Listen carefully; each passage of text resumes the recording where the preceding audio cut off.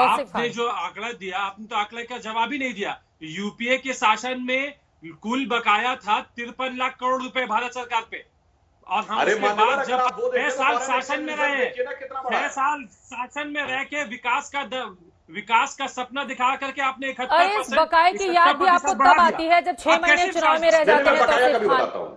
ये बकाया एक बार बाकी लोगों का भी ले लूं, फिर मैं बकाया पर आ जाऊंगी, क्योंकि तौसीफ खान लगातार बकाये के मुद्दे को उठा रहे हैं। लेकिन संगीत रागी जी, जल्दी से आप अपना जवाब दे दीजिए। मतलब राष्ट्रवाद ही आगे रहेगा क्या?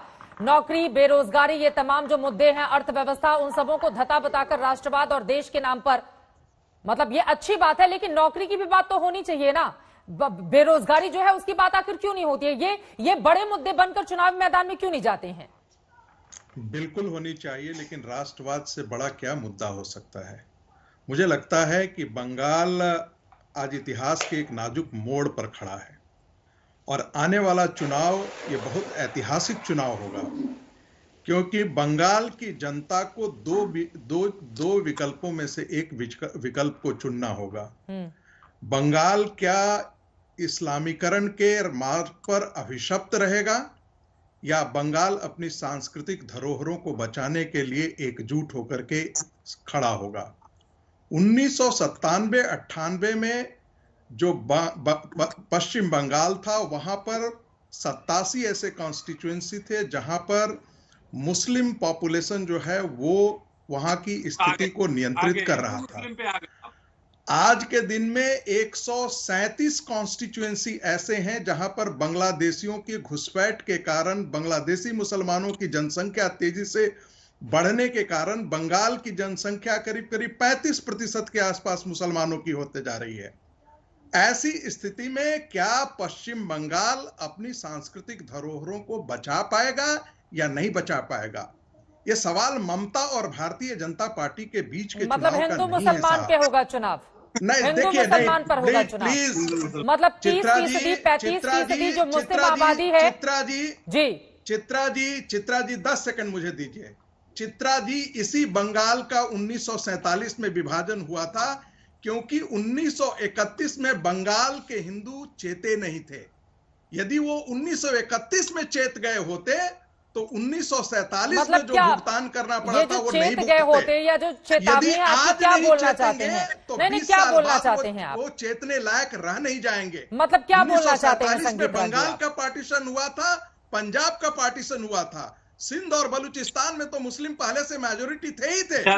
लेकिन आज के दिनों में मैं डरा नहीं रहा हूं साहब, मैं हकीकत बता रहा हूं। सुन लीजिए, मैं डरा नहीं रहा हूं।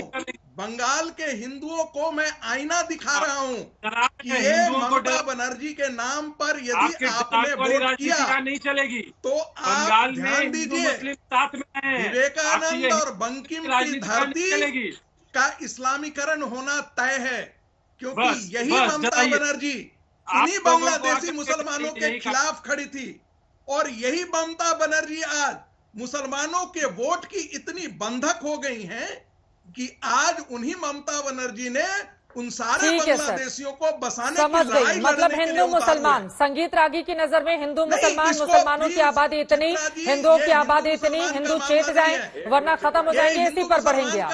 समझ गए सब संगीत रागी जी, मैं समझ गया आपकी बात।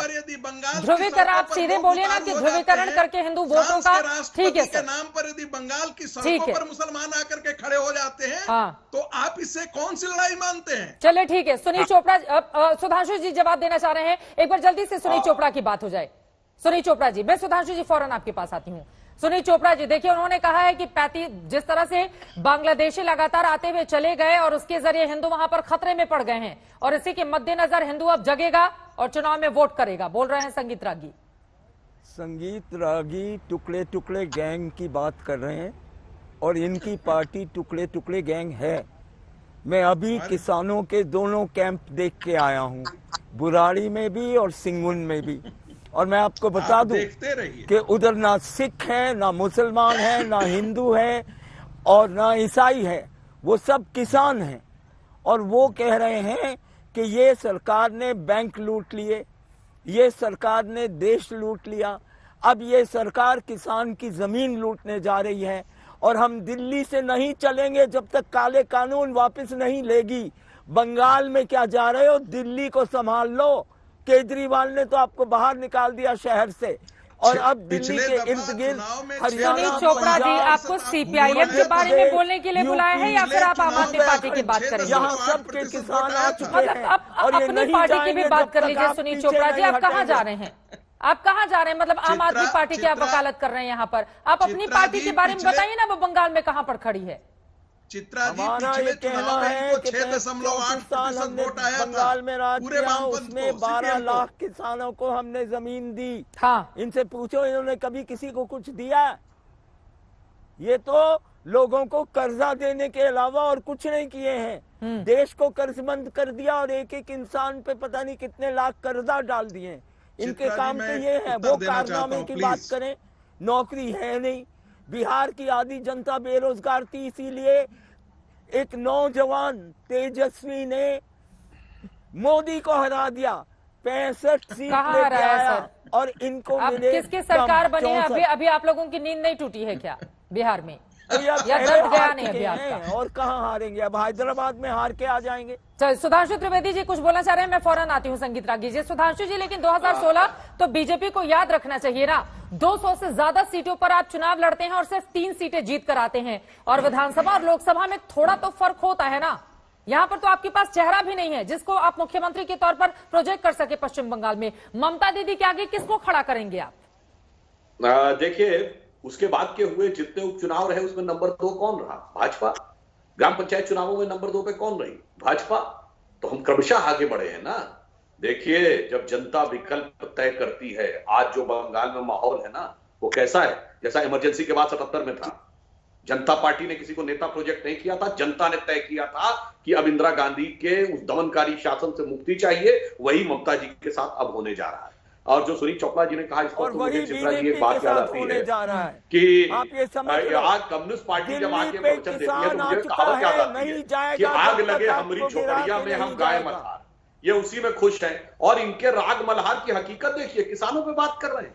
अगर भारत के इतिहास में कोई एकमात्र घटना है जहां पुलिस ने नहीं, किसी पार्टी के शासनकाल में पार्टी के गुंडों ने बंदूकें लेकर किसानों को जमीन से बेदखल किया, एक औद्योगिक घराने के पक्ष में जमीन कब्जा करने के लिए, तो वो सिंगूर और नंदीग्राम। ढंग से बोलिए। ये ममता बनर्जी ने कहा था, हमने नहीं कह रहे हैं। सुनिए, ममता जी बैठी थी वहां पर, ममता जी को जवाब दीजिएगा, हमको नहीं। अब मैं दूसरी बात बताता हूँ जो संगीत रागी जी ने कही। अपने अपने टर्म पे बोलिए, अपने अपने टर्म पे बोलिए चोपड़ा साहब। देखिए, संगीत रागी ने बात कही, चित्रा जी, जिसको लेकर ये माना गया जैसे कोई पोलराइजेशन की बात कर रहे हैं, नहीं। उनका ये कहना था कि विकास तभी हो सकता है जब शांति व्यवस्था बनी रहे। यदि उन्मादी विचारधारा के आगे राज्य सरकारें या उस जगह का नेतृत्व नतमस्तक हो जाता है तो क्या होता है बताइए?